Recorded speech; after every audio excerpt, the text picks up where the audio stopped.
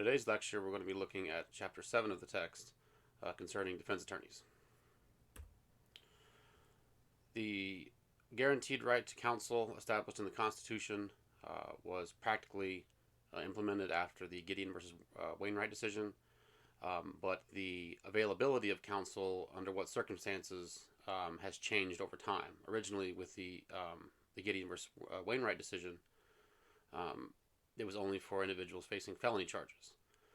Later, it became anytime they were facing incarceration, followed by anytime there was a possibility of incarceration. So if you get a probation revocation, that could be incarceration. So basically, anytime someone is facing a charge, a felony charge, a misdemeanor charge, even a civil ordinance that would result in potential incarceration, they are afforded the right to counsel.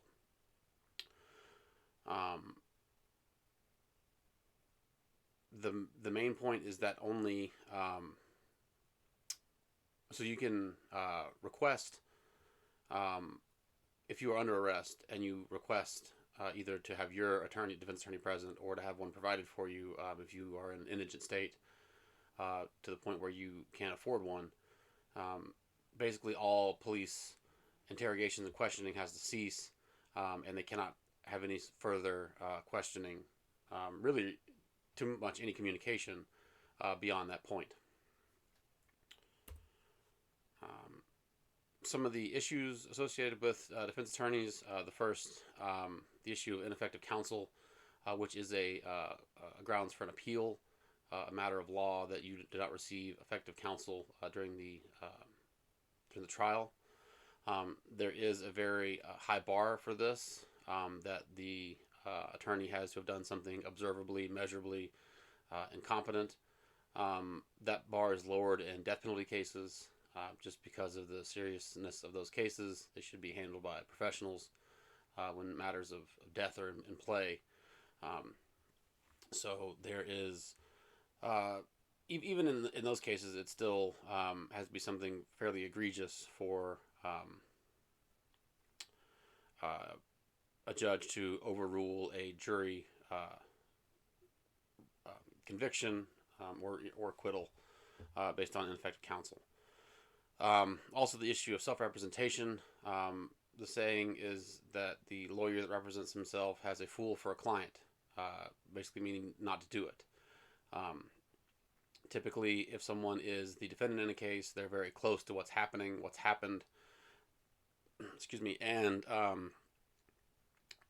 they're basically too emotionally involved to look objectively at a lot of the matters that have to be reviewed in a court case, and their closeness to the case can often result in their perception of what they're presenting being skewed from, for instance, what the jury is perceiving. A independent attorney not emotionally affiliated with the case is much better, because you're going to avoid those circumstances. You're going to avoid the overfamiliarity with the case, and also being able to look at things objectively, sort of with fresh eyes. And typically in those scenarios, the first thing the judge is going to do is tell them not to do it. Then, if they continue, there's oftentimes a hearing to make sure that they're going to be able to provide themselves with competent representation. That's not always the case, but it's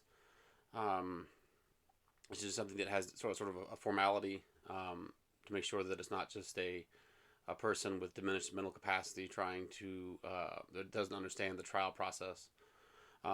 Also, typically when there is a circumstance where someone is representing themselves, the court will appoint a standby counsel for the individual to refer to, or to revert back to, if they decide that they do not want to continue representing themselves, which again is always a mistake.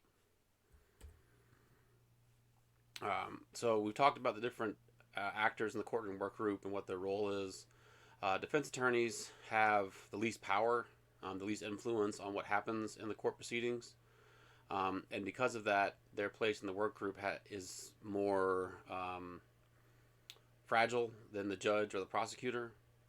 They have to be more aware of potentially negative interactions that they have with the judge or prosecutor, to avoid those things, to make it better for their clients in the future. So that's one of the major ways that they can get favor, is if they do, for the clients that are basically dead to rights, or going to trial would be detrimental to them, based on the system that we have in place right now.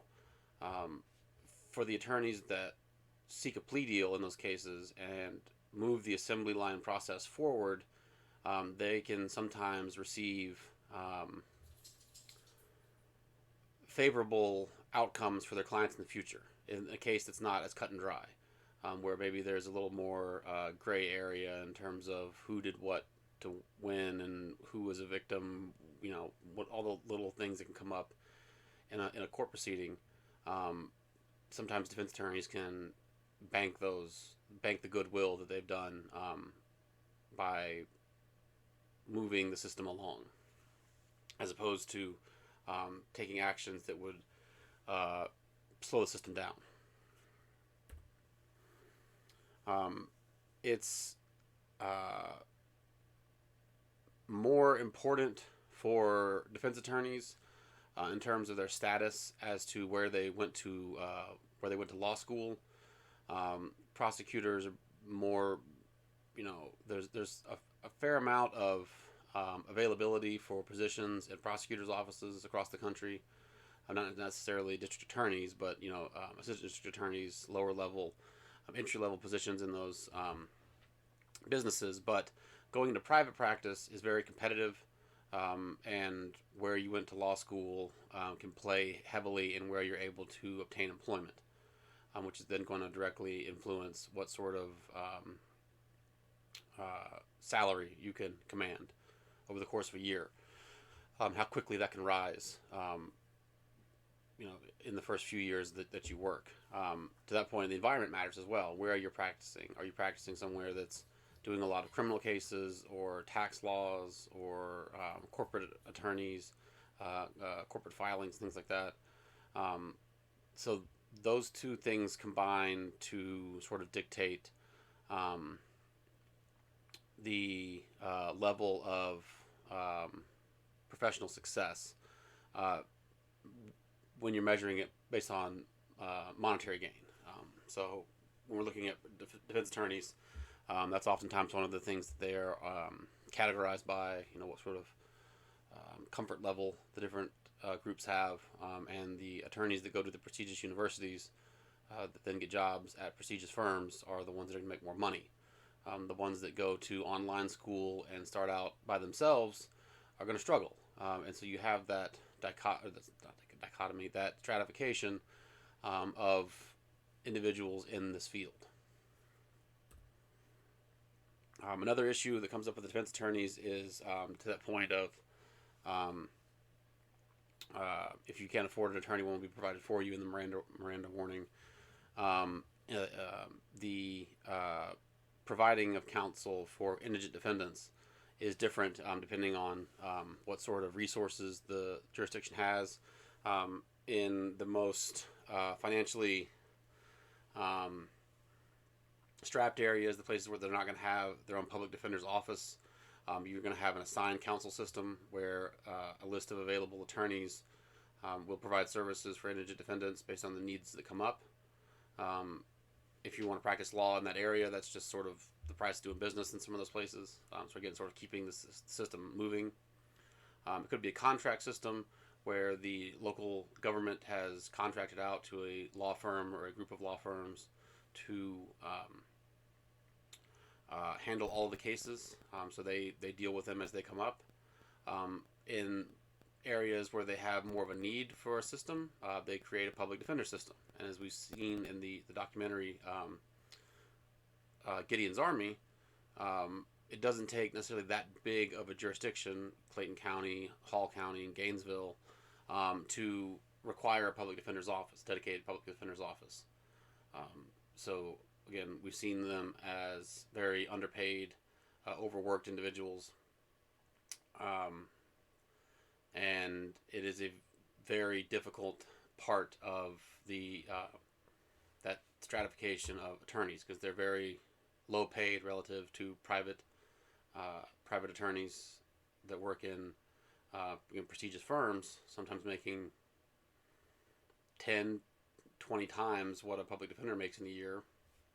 So basically, in 1 year, they're making more than the public defender might make in their entire career in public service, which is kind of a shocking thing. You know, if a public defender makes $40,000 a year, a private attorney makes $400,000 a year or $800,000 a year.